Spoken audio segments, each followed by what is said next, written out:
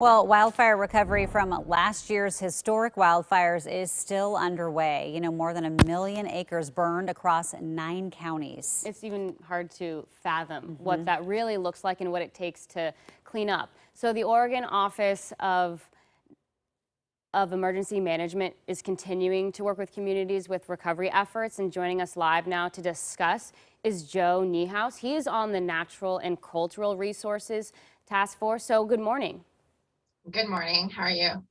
And how are efforts really going? Because I know that there's so many trees and so many areas that you're trying to get to.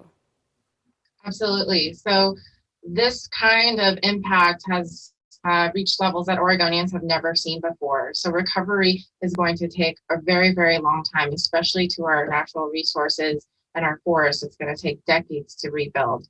But the Oregon Office of Emergency Management and FEMA have been working together with other state and federal partners to make sure that we can provide assistance as quickly as possible to the individuals that were affected in local communities as well.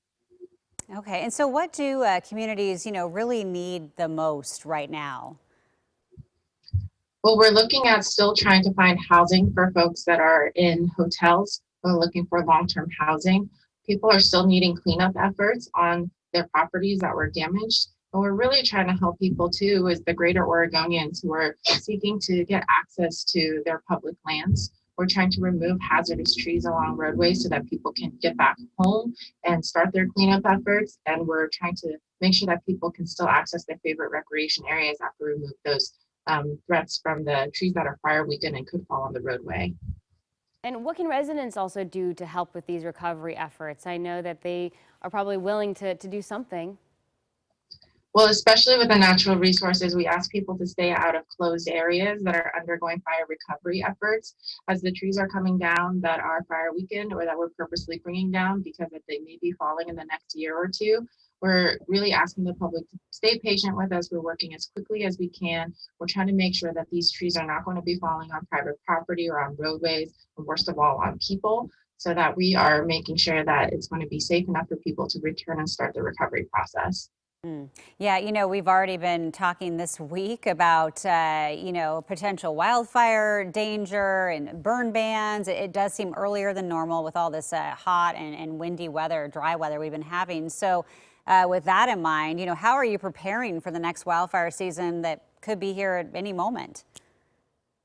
That's a great question. May is actually Wildfire Awareness Month, but already here in April with the great weather, we are seeing our lands dry up. We're asking people to be really cautious as they go out enjoying the spring and summer weather, maybe having campfires, to be aware of the local fire restrictions that may be happening. Some areas are drier than others, and especially when we have those windy days, it's really critical that people are paying attention. If people are doing any kind of burning outdoors, whether it's their woody yard debris or just for recreation, following those advisories can mean that we're preventing another disaster. All right. Well, Joe Niehaus from the Office of Emergency Management, thanks for all your help.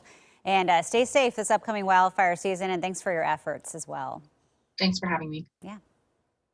All right, let's get a look at weather again, because we were just talking about the fire danger.